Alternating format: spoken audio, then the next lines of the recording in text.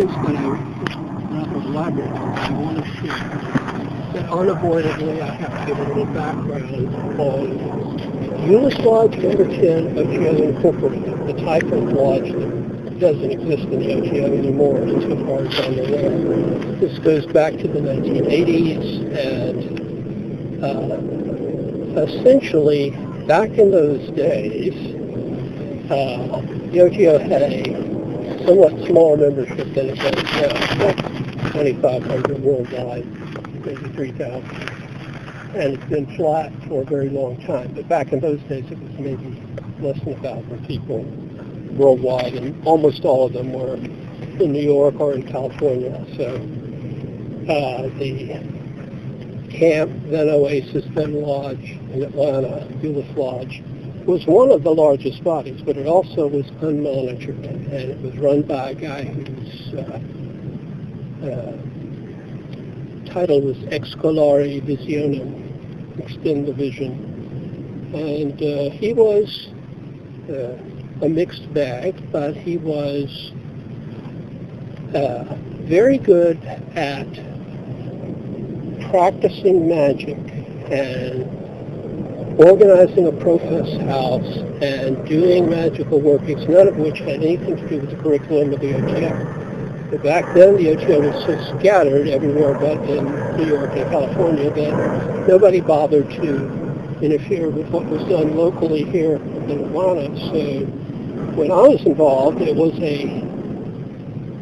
a lodge of magic that happened to be affiliated with the O.T.O. In fact,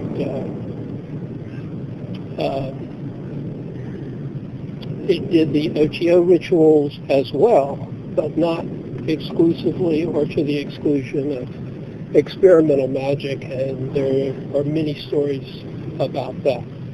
However, having said that, Excelsior Mill was the only person who was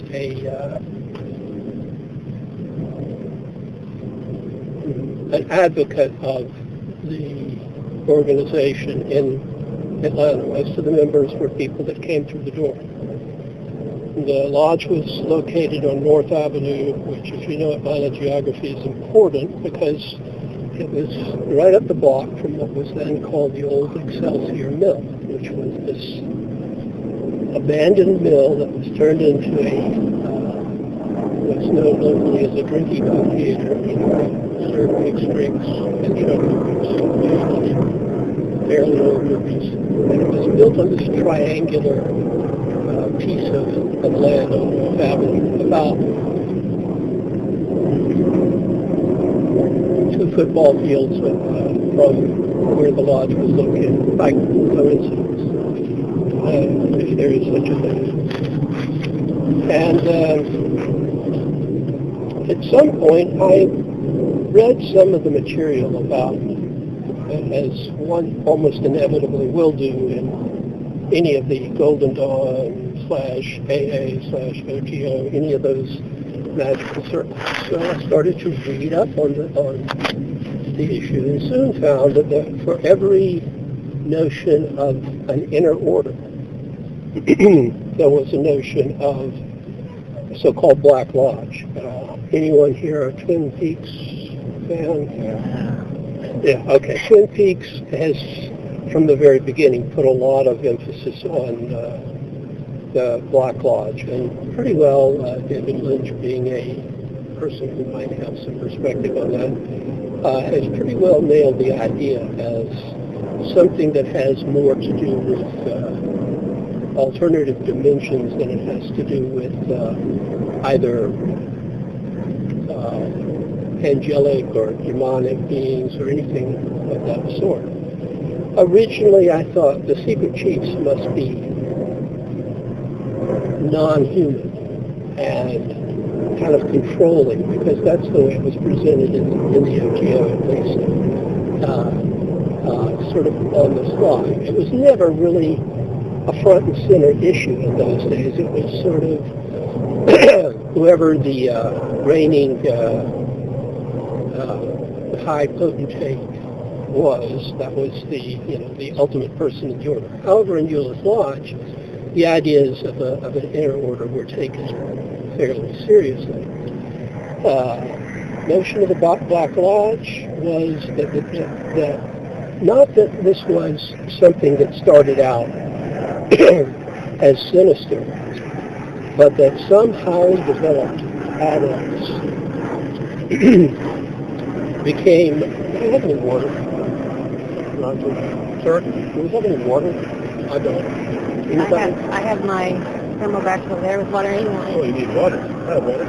Yeah, okay. Cool. Thank you.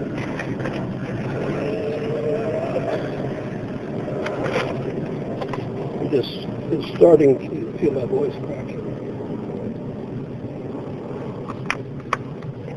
Test, test, test, test. Radio voice. Thank you, sir. Where was I? So I think most people tended to think of this as something non-human and either mythical or real, but in some angelic/demonic sense. As I investigated further, I realized that what was being referred to were human beings who were practitioners of some form of occultism or magic, going back into as remote antiquity as you would care to go, back to Sumeria, back to ancient Egypt, and maybe even older than that. What happened was something that occasionally was talked about, but never dwelt on or discussed in any detail. But the notion was that people who reached a certain level of development, somewhat comparable to the notion of enlightenment in Buddhism, had a choice to make, and the choice would be to either remain as an ascended master, a protector of all that's best in the human race, or the more advanced they became, the more seduced by power they were, and they essentially at some point became a so-called Black Lodge. Not what they called themselves, but basically beings that had ascended from being human, although they are arguably mortal in the sense that they could be killed, and perhaps in a few cases in history have been, but that fundamentally are of human origin and are basically perfected human beings, somewhat Nietzschean, really. And it's a matter of which direction they chose. Once they chose a direction, they were either the equivalent of the Bodhisattva in Buddhism, or they were the equivalent of some of the more paranoid views of deep state beings that have powers and abilities far beyond those of ordinary people, but that use them for purposes that most of us would regard as being ill purposes. About the time I was reaching that level of realization and going to Euless Lodge events, I did not live at the so-called Profess House, which I found out many years later never was such. It was just locally called that. Profess House would be a place, a designated place where people lived and they devoted their lives to the occult and to magic and to mysticism. The O.T.O has its own rules, which it breaks frequently at the highest levels, but you go down the line some, they don't allow anything to be a Profess House that isn't under the direct control of the ad vitam frontal chiefs. So we were doing a lot of stuff that I regarded as being the O.T.O stuff, and in fact was Bill Paget's vision of the O.T.O. And a lot of the stuff that we were doing had nothing to do with the curriculum, as I said, of the O.T.O. It had to do with doing magical workings of various sorts, ranging from, well, he didn't do Enochian, but for his own reasons, but most of the great schools of magic were at least indulged to some extent or other. Some of the things that we did went very wrong, because none of us were really all that advanced. This was 1980s, I guess. Some of it had profoundly limiting effects. I was very interested in the notion of ascended masters, not only because of the O.T.O. affiliation, but because I was involved with the order QBLH, which had a totally different take on magic and was a much more open-ended, really kind of an early model for free Illuminism. Although it did have a head of the order who had some ties to Kenneth Grant and the, what would you call it, the other O.T.O.? The other O.T.O. The other claimant, the Typhonian order. Well, one of the two other claimants. There's also... Well, there's probably 15 claimants. Well, the two other best-known claimants. Yeah. Grant and... none of them are real, in my opinion, but they... the Swiss, the most real claim, probably. Yeah, well, they don't exist anymore now here. Okay. They literally grew old and died, you know. Well, they did at that point. Yeah, they did. That was crucial, but not for the germane issue here. So I thought we were doing good magical work. And then I noticed that down the block, the Excelsior Mill, which I'd been to once or twice to see movies, was remodeling and becoming something called the Masquerade. And it didn't open for a very long time, and there was nothing on the sign except the word live, which of course is evil, spelled backwards. Spelled from right to left as Hebrew and several other languages are written. And I thought, right down the block from our lodge, which is doing good work, and built on a triangle, which magically is a place to safely contain demons when one does demon invocations, supposedly. I don't recommend it. Because they don't go away anywhere near as easily as they materialize. And it had this trick word on the sign, which, you know, in fact, I even used to know a writer named Andy Offit, who was kind of faded into the background, but he wrote a book, Evil is Lived Spelled Backwards, which I immediately glammed on when I looked at this. So I started to think, well, they say, whoever they may be, that when a lodge of magic is making progress, as I thought we were at Unisloft, and I think during that period we were, something will come along to interfere with it, and that something is a manifestation of the Black Lodge. Then I began to put that together with the Masquerade, which is a whole story in and of itself, and there's nothing about the place itself that would be classed as evil. But the sign was, they did have, the lowest floor was called Hell when they opened, and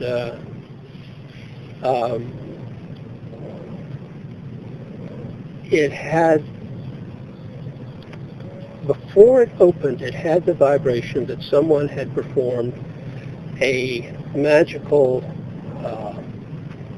invocation there that was designed to disrupt U.S. Lodge, at which point things began to fall apart in the lodge. It fell apart in two different ways. One was in the neighborhood that it was in, which the North Avenue, Ponce de Leon area at that time was a somewhat dangerous neighborhood, but they had never had any trouble. The people that lived there, if there was any trouble, it was from the people that lived there. It's one one high-end drug dealer, Jeff Clark, not that I'm mentioning his name, and a bunch of people who would get into fights and do all. It basically was a walk-in place, not something that was on the O.T.O approved list, but as I said, it was not a monitored thing, and I was just a middle echelon. I was secretary at the lodge at that time. Serious external things began to happen. Mysterious illnesses, an invocation that we had done for a guardian of the lodge after there had been a break-in that would not go away. I'm not going to discuss the details of it, but it involved some heavy magic that I probably wouldn't do today, blood magic, and things like that tend to be very persistent. And I decided that since I was the editor of the little newsletter that we were getting out back in the day when newsletters preceded internet blogs, there are very few of those left. And if they are, they're emails. Well, I mean, I know of a few that are still strictly, church bulletin type things, like Rick Hilbert's newsletter. It's like the last of its kind.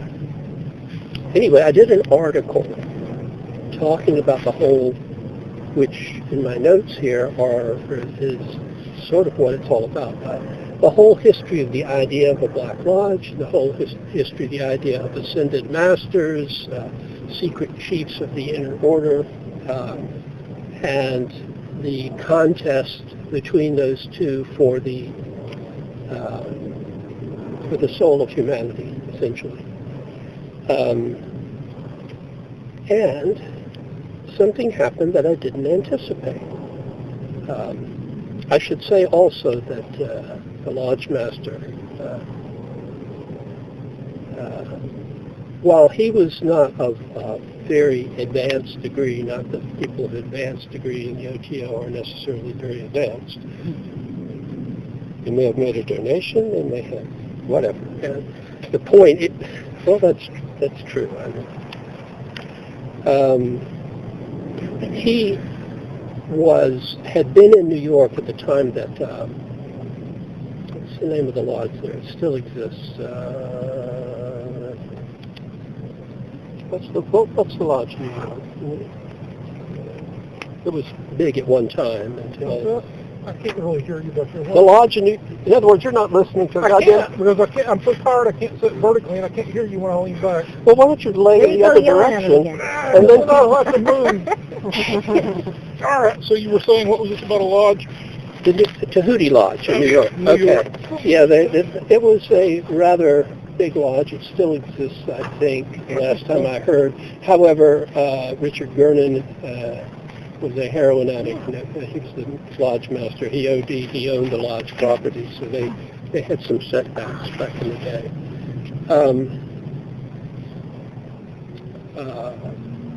I don't know where I was going with that. We'll go. Oh, well, when he first got started in the O.T.O, the local guy in Atlanta had gone to New York to get his first 3 degrees, and that's all he ever actually got for most of the time he was there. And therefore, he knew most of the movers and shakers at the top of the O.T.O, even though they never came through Atlanta. So he basically set out at a time when there was less than 500 members total, and where things were pretty loose, and that's the way he organized in Atlanta. In fact, at one time I heard that we were known as the Stripper Lodge, because everybody, well, it's true, everybody who brought in the O.T.O was, in those days, much more male than female, even though women were welcome, so... Especially if they were strippers, huh? Yeah, well, not especially, but that's who were invited in. People would bring in their girlfriends, and their girlfriends would be, it was just the nature of the people that were there. And So he knew the people who were in the upper echelon of the what later became the corporate O.T.O, as I call it. And therefore, in a certain philosophical sense, he bought into their dogma. But in a practical sense, he ran the lodge like it was his own property. It was, in effect, a barony.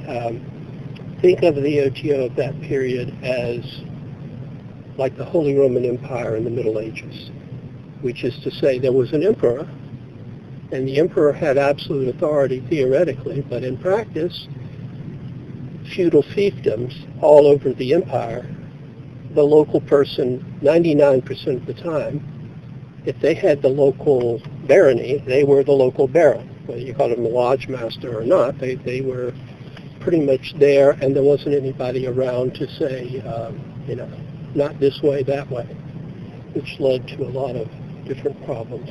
But anyway, I brought my article. I don't remember whether it was prior to reading it, or to publishing it, or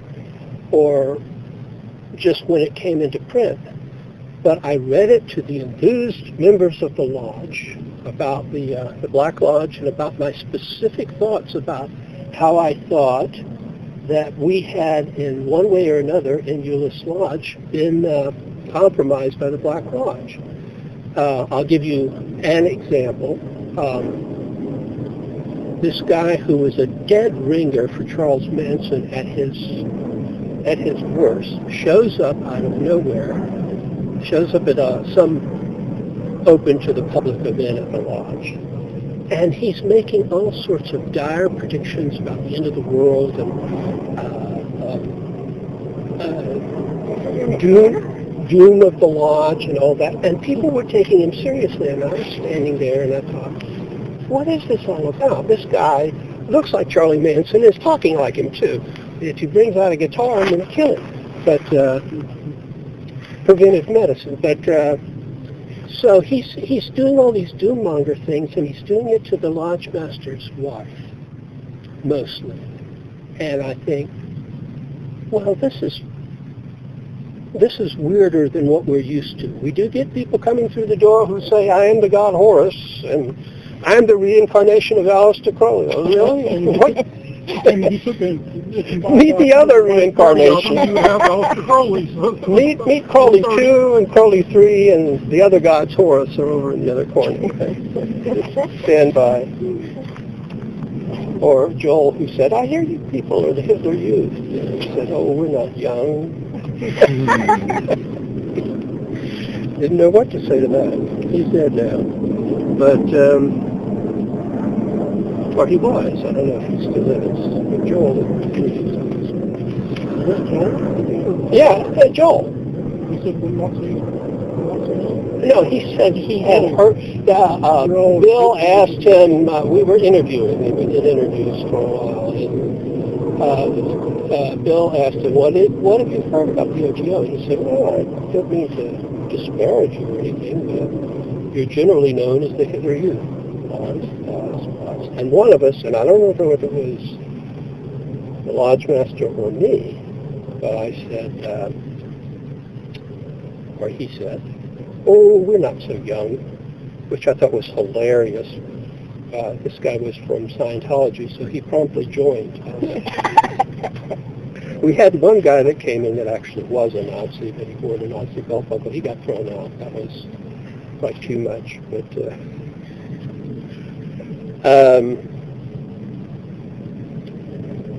so I thought this, we will call him Charlie Manson 2, was doing a, what would you call it, a head number on members of the lodge, really trying to undermine what was being done there. And I thought, well, we have this triangle down the block with evil on the sign, and we have this guy here alternately forecasting the end of the world, which I've heard a million times. I've been through like 6 harmonic convergence, Hale-Bopp comment things, so I take them all grain of salt, but his was somewhat vicious. It was basically saying the same thing that a lot of Christians did in the year 1000. They thought that because it was the year 1000 on the Gregorian calendar, that Christ was returning, so there was no need to farm or anything. Therefore, there was a famine for the next 20 years because people stopped farming. And therefore, when Jesus failed to show up, there was also nothing to eat. So it was sort of like, why bother to do this magical work, because the end is nigh. So I was, sort of following around, eavesdropping all evening, and finally he left with his band of scavengers in a, no kidding, 1970s Volks van. And I said to him, I picked the number out of the air, but I'm good at this sort of thing. I said, December 3rd, 1991. And he said, what's that mean? I said, well, I don't like to tell people the date of their death, but keep that number in mind. I'd have my affairs in order by then. And he goes, and you can see he's trying to be blasé about it. And nobody hears something like that with a sincere-sounding lunatic like me. So I thought, well, at least I got a little bit back at him. I don't know what the deal is. Flash forward a few months later, and something very unusual. The O.T.O. and the neo-pagan community of that period of time did not get along that well. But there were some efforts to bridge the space between them, and one of those bridges was something that I had a hand in inventing, unbeknownst to me, was the Spiral Gathering, which was held at Hard Labor Creek State Park in central Georgia every year for about 10 years, I guess. I remember. And for some reason, the O.T.O. was invited as a group. Unknown to us, the Catholic O.T.O. was also invited together as a group, and there was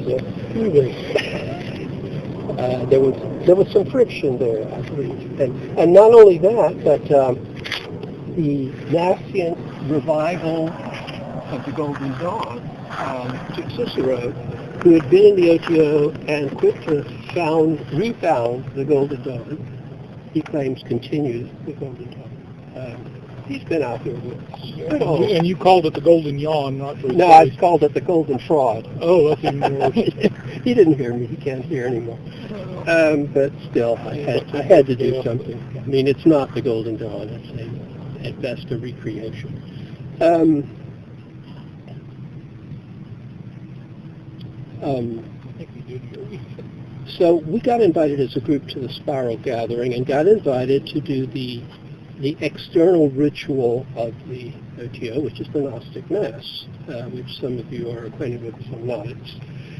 The O.T.O. today considers it a religious ritual. The way it was presented to me originally was it's a mockery of religious rituals and is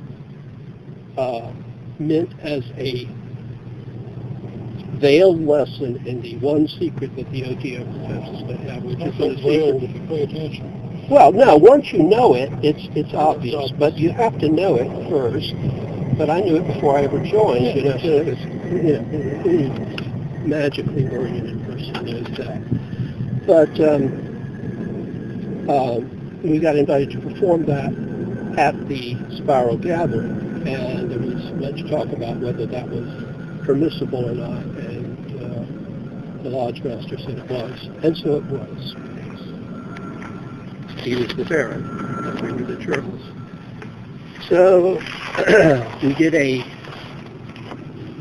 public Gnostic Mass there, and then invited people to come to a private one where the custom in those days was you don't come to one unless you intend to take communion, which is my way of thinking. That's the emblem of how authoritarian Yeah, that's actually, well, it's not They the stopped official the policy. policy, that is the local policy still. It's been, It's local option now that whether you can attend once without it. oh yeah, well, but the point is, Yeah. it should never be policy. It's not a circle. Yeah, But get be it. that as it may, it was never regarded by me, and I was the first person here that was a bishop within the O.T.O. to Require it, yeah. well, I didn't require it. I required whatever they required. You know, I was their servant, but I never regarded it as a religious ritual because it doesn't seem like a religious ritual. It seems like a magical ritual in the form of a Russian Orthodox Mass, more or less, with modifications. Psychodrama. Yeah, it's a psychodrama, a mystery play, in the ancient Greek sense. And in fact, I think it's somewhat modeled on that, but then so is the Russian Orthodox Mass, separate consideration. So we get invited out there, and get this.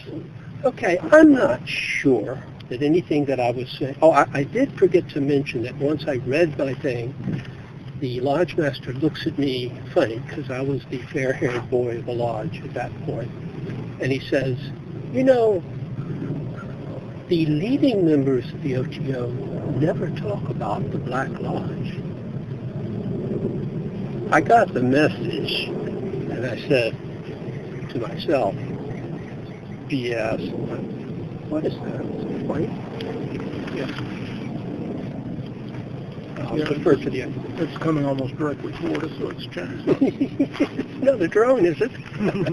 We have been buzzed by black helicopters a couple of times out here. But of course, we're on our flight paths. Right under the turret.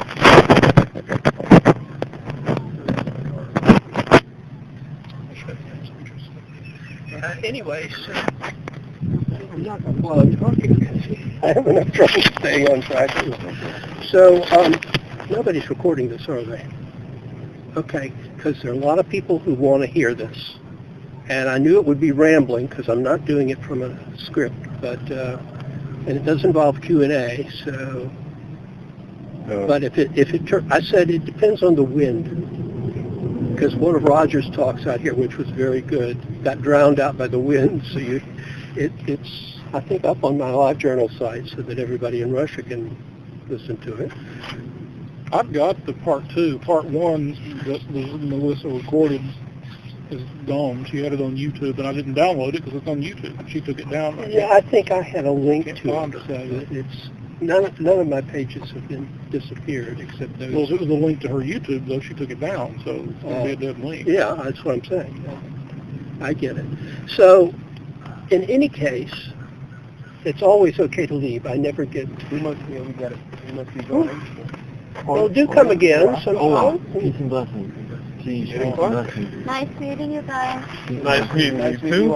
Aaron, what's your name? Yeah, absolutely. Michelle, I'm Teach. Greatly appreciate your welcome. Oh, Correct. you're always welcome.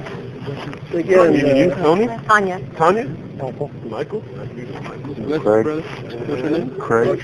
Your name? Roger. I'm Donald Trump. Hi.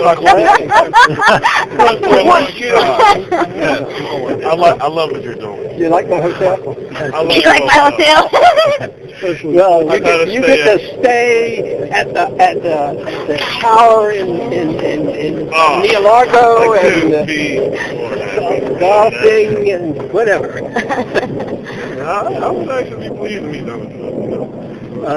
Well, who knows? You never know. I feel like he's on his way down, you'll be able to meet I him. feel like he's just a man in the bag. He only comes You know, to Arabia you never know to hear if you'll my get talks out once a year. Could be an asshole, you know, but in that instance, might be a good guy. You never know. Well, we tell him to come out at midnight on December 21st, the winter solstice. And what's It's going to out happen here at midnight because Oh. the wind blows and it's really cold and you You can have the water. okay, Yeah, thank 'cause I you. know God we're going to go love on you, for my maybe son. another 30 Blessings minutes. upon both of you. Thanks. So, I'll speak to you. I'll Thank you.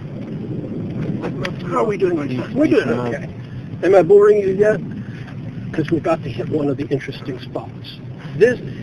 Any of these things individually could just be my imagination or coincidence, but I'm getting censored, essentially, by my own lodge master for bringing up the subject, and I think that's weird.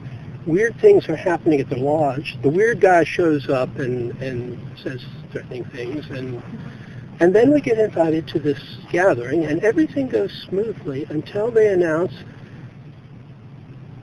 I see the same guy, Manson 2. I see him out there, and I thought, well, pagan gathering, weird people are going to show up. Coincidence? Probably. And he comes up to me and extends his hand, and reflexively, being a Georgian by birth, I extend my hand, and he pricks my palm with a ring that has a thing on the inside. And I wait about 2 hours to die, because I figure, well, if they're out to get me for talking about this subject, this is it, because I fell for it. But it was a warning, I think. Well, that may still be, in the area of my fantasy, or it's strange, but he was a strange guy, and whether he remembered me from the lodge and my prediction, and I don't know, because he didn't know my name, but he did, single me out. Then they had a communal dinner every night, and either somebody, one of the people running the event, or him, or both, announced they were doing a raffle, the winner of which would receive breakfast from a naked slave. Well, I was sleeping with the whole lodge group in a bungalow, or whatever those buildings are called, and was not terribly interested, but the guy said, and we'll do a cleanup. We'll use the money to do a cleanup of Mount Arabia. Now, at that time, I tell you, virtually no one in the extended, magically oriented community had any idea that this place even existed. There were people like you and like me that knew about it, but there were very few. Very, very few. Even now, look around you. This is a pretty Saturday afternoon. How many people have you seen up here? 5? Yeah. Not much, and it's not well known, and you would really have to look it up to know about it. Its existence. In later years, it's gotten a little recognition because the heritage people have seen to it, but that was passably weird. So I said to myself, I should have said it to my lodge sisters and brothers, but I said to myself, well, if what's going on here really is Black Lodge weirdness, and there were several hundred people there, I'm going to win the lottery thing. Their little, it was $1 per ticket. I had one ticket. I did. And the naked slave turned out to be the mistress of Harry Siebert's, the other O.T.O. Well, it was a farce, but I felt how many things related to my, they might as well have started reciting my grandparents' names in the shtetl in Eastern Europe that they took off from in the 1800s sometime. It was too many factors that had to do with me and this guy, and that for me to think that it didn't have some relationship to the research that I was doing on the Black Lodge. So, and things turned out pretty badly for Euless Lodge. It doesn't exist anymore. It doesn't exist because it was flattened by hurricanes in Texas. Yes, it was flattened by hurricanes in Texas. But nevertheless, it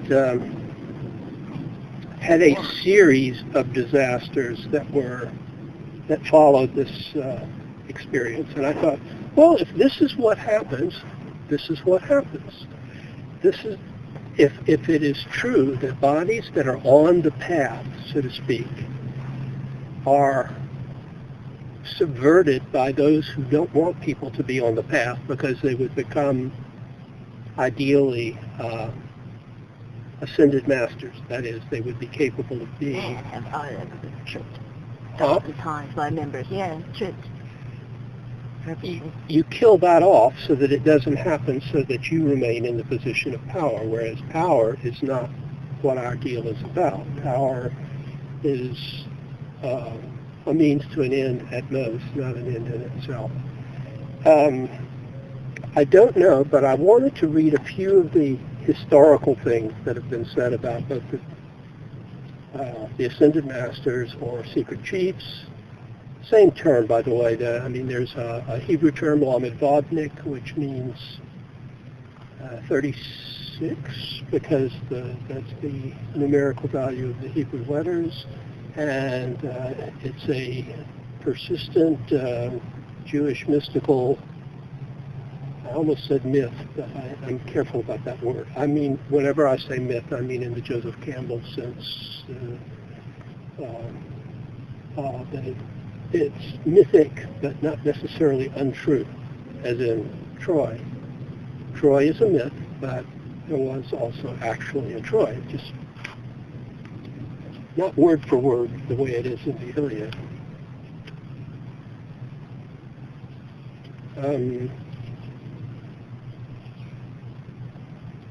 That particular episode was very sobering for me because I thought, well, should I keep my mouth shut? And the O.T.O. doesn't want me to talk about this stuff.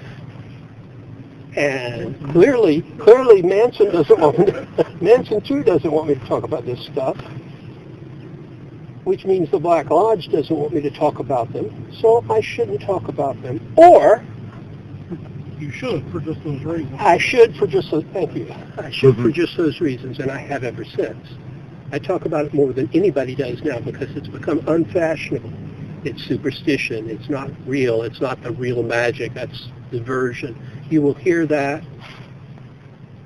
from most magical organizations. There are no secret chiefs. In fact, I have in these notes a whole long article about, the non-existence of the secret chiefs because they would destroy individuality. Well, no, not exactly. Actually, what they would do is allow people to develop their individuality as they will. Yes, it's. I can read a little bit of that. It's by Nick Farrell, the Premonstrator of the Magical Order Aurora Aurea. We've all heard of it, of course. Yeah, no, they have at least 20. They're on the internet. Most of them in St. Petersburg, Russia. One of them wrote that, brought into the other one. This is what he concludes, the reasons why there shouldn't be any secret chiefs. That, it's sort of like the 19th century anarchist saying, you can't have a belief in a God because a God implies that there's something higher than human beings. Well, in a way that's true, but that doesn't make it an untrue statement. There are lots of things that are inconvenient to some people's view of reality that are true or not true, but not because it's convenient or inconvenient. Truth is not defined by convenience, it's defined by what is. So, this premonstrator of the order blah blah, they have to be perfect humans in flesh to be classed as secret chiefs. That's not necessarily true.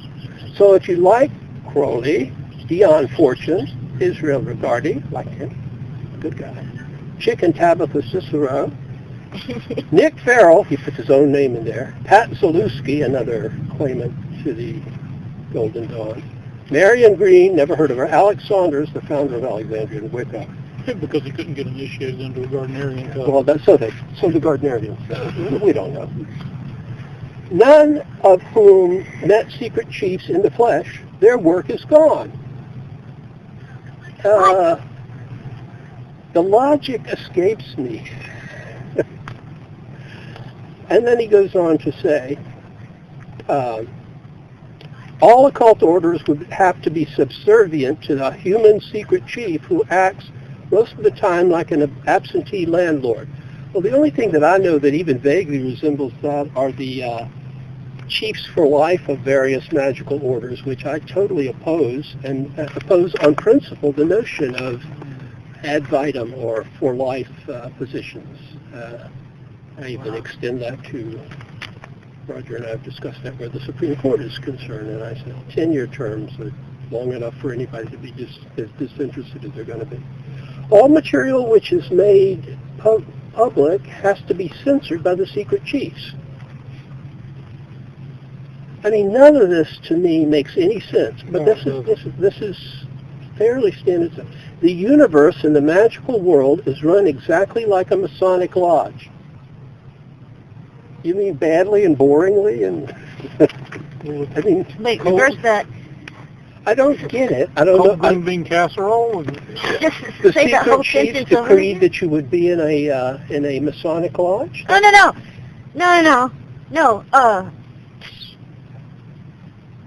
It's okay. That's all good. Don't judge that stuff and think something else. Assuming. I just asked you to repeat what you said so I could hear it correctly. Okay. The universe and the magical world is run exactly like a Masonic lodge. Now, this is from this guy's point of view. Right, if right. there are secret chiefs, then you have to believe all this. The mysteries are only for males. The O.T.O has many faults, many faults, but that ain't one of them. The only people who can be secret chiefs are males. That's baloney. The Theosophical Ascended Master list is about equal. I suppose the Gnostic Mass saints, you could argue that. Group leaders become very important, that's true. Secret chiefs are the spiritual elite of humanity. I don't know where this guy gets this stuff, but it has nothing to do with the long tradition of the notion of the secret chiefs of the inner order or the Black Lodge. However, it's something that the Black Lodge would probably want you to believe about the secret chiefs. I rarely read anything by Crowley because I've read everything he wrote before deciding that he was fakakta. You say fakakta in English. Screwed up.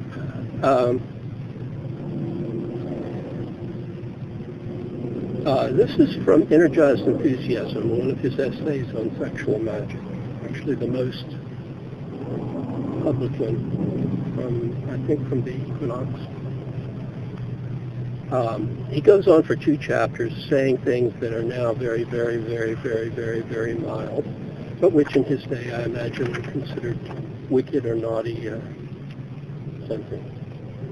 Thus far had I written, when the distinguished poet, whose conversation with me upon the mysteries had incited me to jot down these few rough notes, knocked at my door. If you come with me now, we will finish your essay.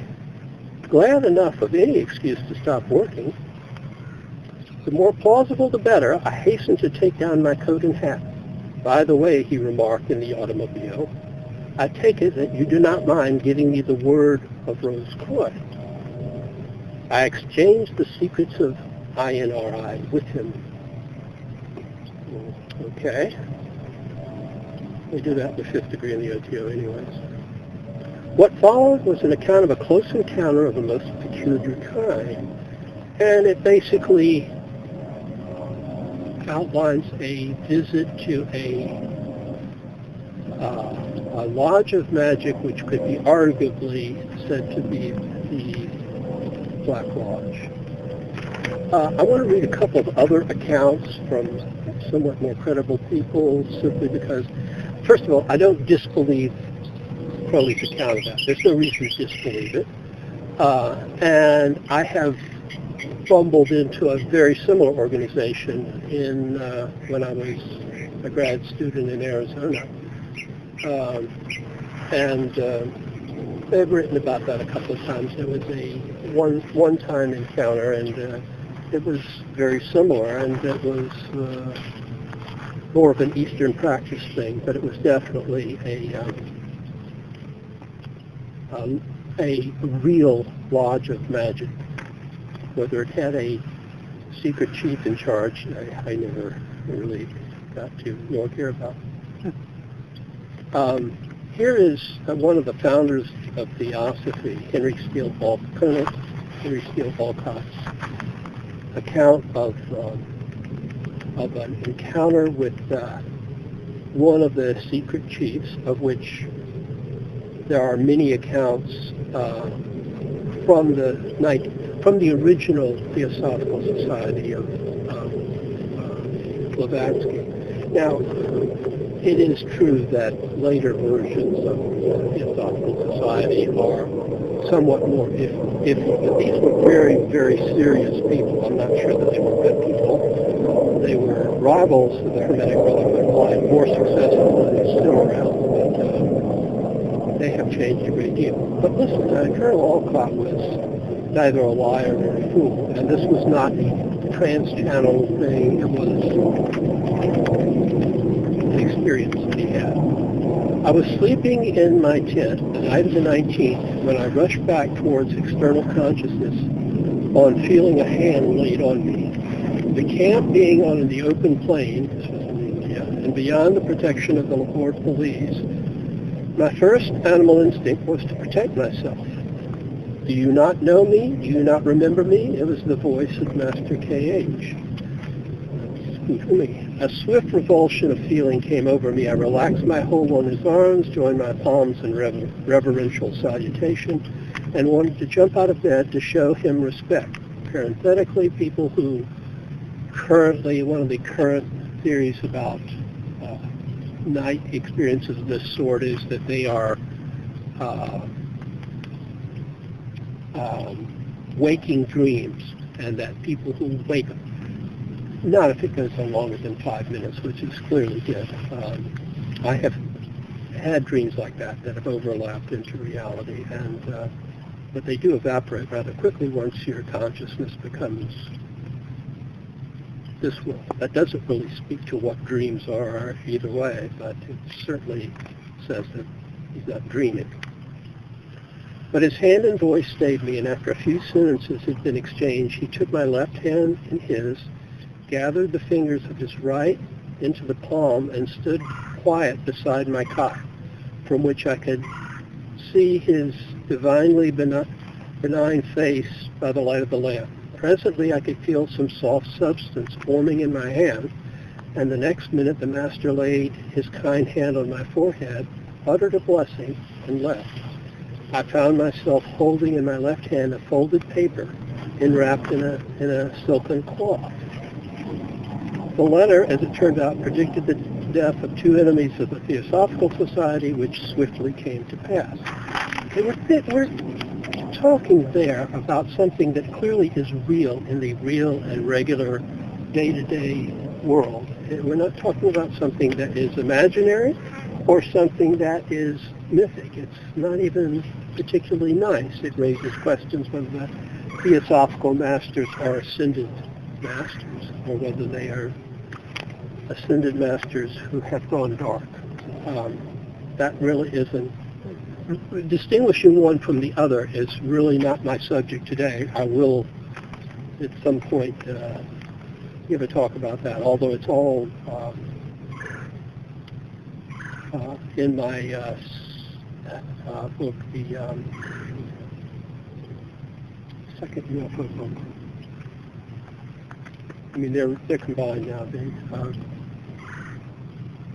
In any case, I will be glad to discuss that at a later date. The same names show up, and they're names of demons from classical demonology, and if they show up with those names, I would at least be suspicious of them. Here's an entirely different type of account.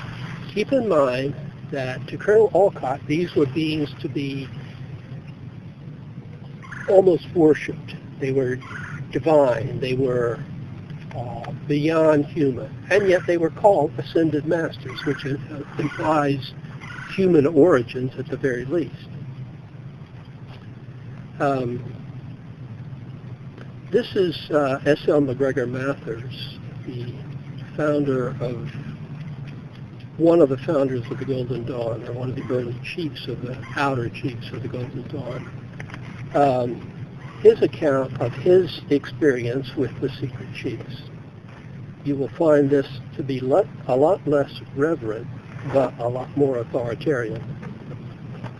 It was found absolutely and imperatively necessary that there should be some eminent member, especially chosen, to act as the link between the secret chiefs and the more external forms of the order. It was requisite that such a member should be me, who, while having the necessary and peculiar educational basis of and critical and profound occult archaeological knowledge, should at the same time not only be ready and willing to devote himself in every sense, listen to this terminology, to a blind and unreasoning obedience to those secret chiefs.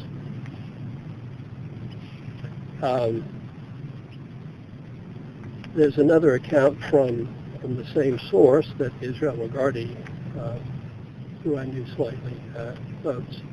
While walking in the Bois de Boulogne one day, meditating, he lived in Paris, Mathers claimed triumphantly that he was approached by three men. Notice the association with more modern. He asserted that these were adepts belonging to the hidden or secret third order. That's why I sometimes refer to it as the third order of the secret chiefs, and therefore belong to that category of men described in The Cloud Upon the Sanctuary, which, by the way, I recommend everyone read. It's an 18th century book, but it says basically the same things that I'm saying right now, but back then. Now, I read that somewhere about halfway into all of this, and I realized, well, this is, if nothing else, like Jacques Vallée's work with UFO lore and linking it to fairy lore and demon lore and so forth, that if you go back in history, they are exactly the same, only told in terms of the times that they were in. Mathers observed that, for his part, I believe they are human beings living on this earth, but possessed of terrible and superhuman powers. As outre as these tales are, they coincide remarkably with close encounter accounts from as early as St. Paul's fateful experience on the road to Damascus, to Albert K. Bender's Three Men in Black, which we discussed earlier. So, do I think that the secret chiefs exist? Yes. Do I think that the Black Lodge exists? Yes. Do I think that they come from common origins? Absolutely. People can go in different directions, but the point is, if they go in, let's say, a very negative direction when they are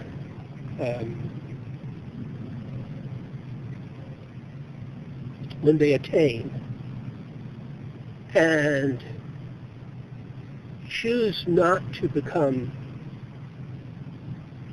what the Tibetan Buddhists anyway would call bodhisattvas. I guess all Buddhists would call bodhisattvas, except maybe Theravada Buddhists. That is, someone who refuses to go on to the positive absolute, but remains human, remains in the world of suffering to help all other human beings develop to the point that they're capable of transcending. One can go one way or the other. One can choose not to do that, and by the logic of it, you've got all of this knowledge, all of this power, but none of the inclination to do good. You're going to want to retain the power and not be interfered with by those who would use it for good, nor those of us who aspire in that general direction to at various levels to higher states of consciousness, or illumination, as I tend to refer to which I often get. So you're the Illuminati. A small group of Bavarians who've been dead for 200 years. That's not important right now.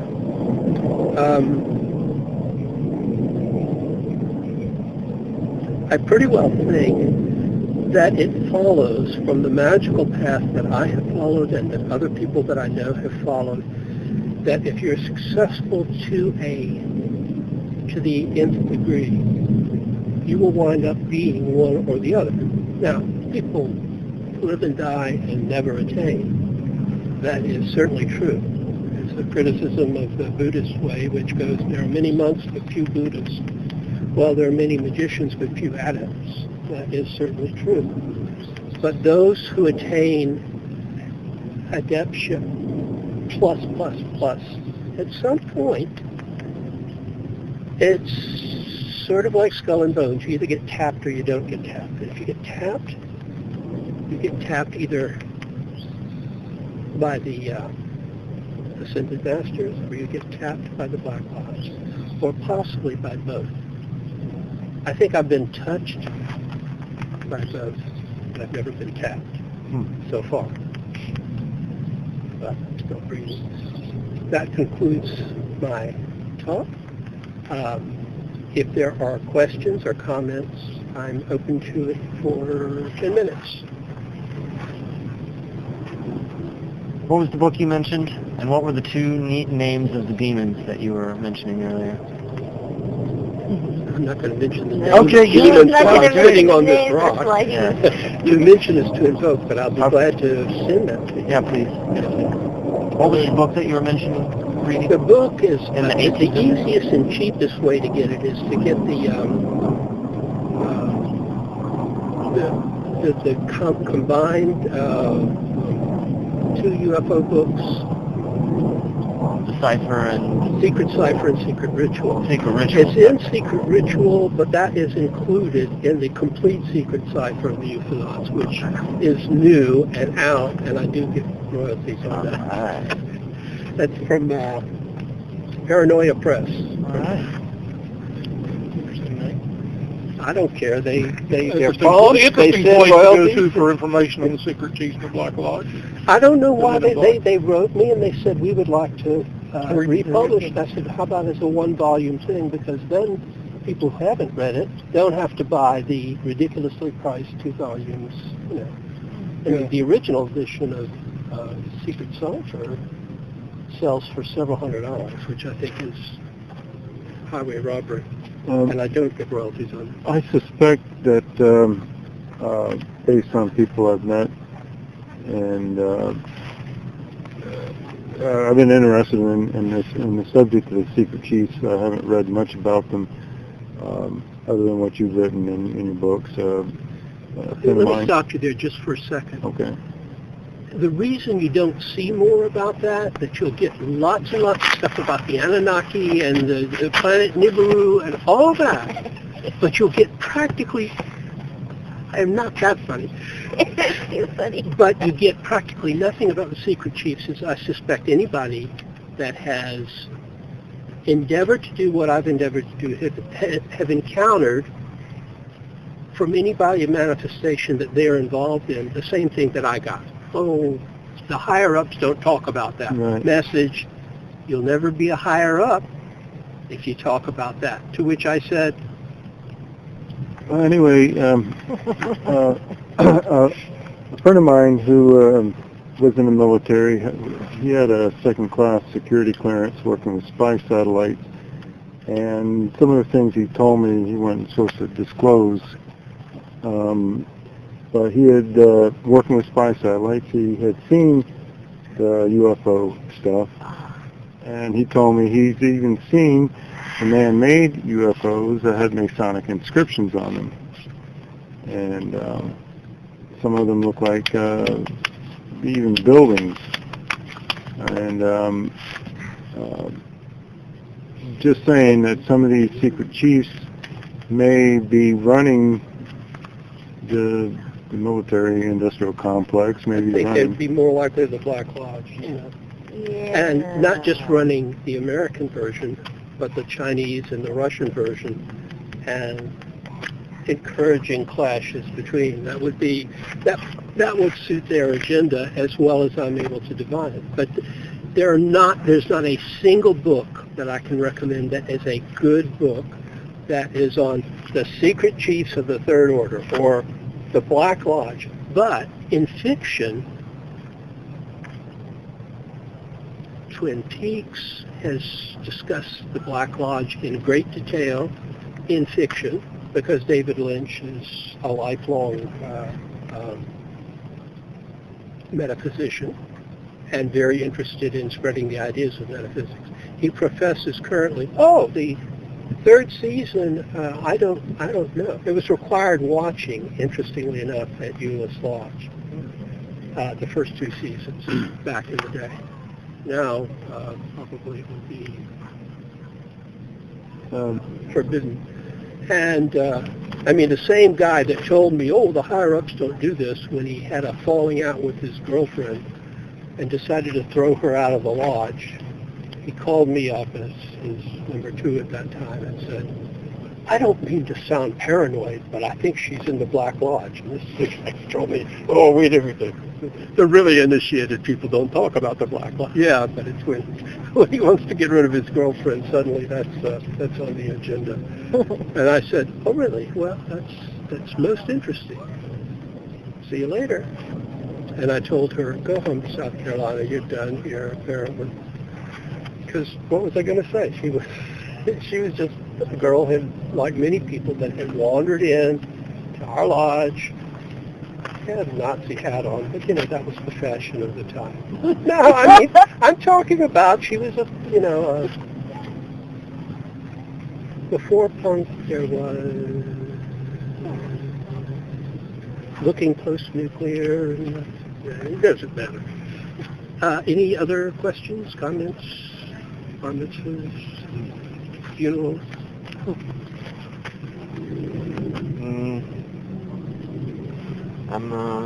I definitely, I appreciate you mentioning that, the stronger your energetic current, the more likely you will be contacted by the Black Lodge. That's probably the only good reason for discussing it. Right. Because it interferes with someone who is on the path. Exactly. Leading to the Zen cone. Right. And they'll take anyone that they can towards doing that dark entity. It's why they're trying to get the highest good that they can to go into their process, which is giving all the power that you've generated into that Black Lodge. So. Sometimes you get protected too, though. I get the feeling from the other side of the coin. Right. I really don't want to do this without knocking on wood. Right. But the number of occasions that we have come out here to do workings that the weather has been inclement is disproportionately small to what one would expect on essentially days from... Including some miraculous and near miraculous. The sky parted and the sun came out. That's literally happened. The sky closed up again. I think we've only called off one ever for rain. And even then, it did not, as it turned out, it just was threatening. It happened last year, too. The rain came and it went around. Yeah, I don't think that's... some of that may be the elevation. Some of it may be anything, but the point is, just in any location, the proof that it rains here is right in front of you. Of course it rains. The point is, it doesn't rain on us often, and not as often as one would expect at random. Because it's not like we have some hard and fast schedule. Our schedule this year is certainly different from last year, different dates on the calendar. We don't go by solstices and equinoxes. This happens to be the gloaming of the summer solstice, but that's coincidental, So. Do you believe that any of the Anunnaki bloodlines or any of these bloodlines have anything to do with the Black Lodge at all? Directly or just... No, and I worry that humans. I worry that that could be turned into something racist I mean, people don't really have control of what their ancestry is. And my ancestries got eaten by other people's ancestry. Right, yeah, by real cannibals. And some of the people who are really big into that are also virulently anti-Semitic. Right. So I try to keep away from that to the extent that I can. I just assume if a person is a good person, their blood type really doesn't interest me any more than their political affiliation. If their intentions are less than honorable, I don't care how great they're, they could be related to Queen Mary. Right. Not the boat, the old lady. Right. That doesn't make them okay with me. If they're, actually, Queen Mary was a racist grandmother. Everyone in those days was to some extent. Well, yeah, in fairness. Not to the extent that Crowley was.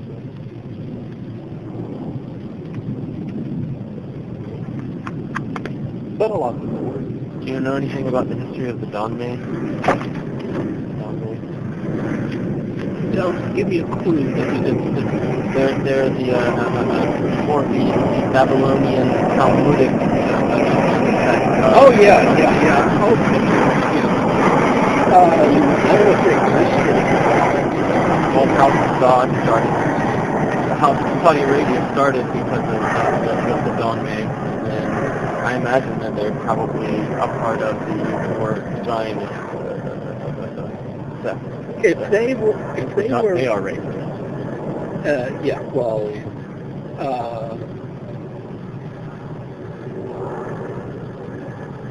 I suspect that a lot of history has been manipulated. Absolutely. But if you try to identify that too closely with bloodlines, you're going to wind up thinking that some group of people is doing it as a group and not as a personal or individual decision. So I'm very wary of that. Heredity does bad things to people, but that doesn't mean that every person in a particular hereditary group is part of the... So does gravity, but everybody isn't destined to fall down. Right. Really? Sounds very weird. Okay. So we always customarily end our day with a healing circle on the front. We form a circle, hold hands, and anybody something or someone can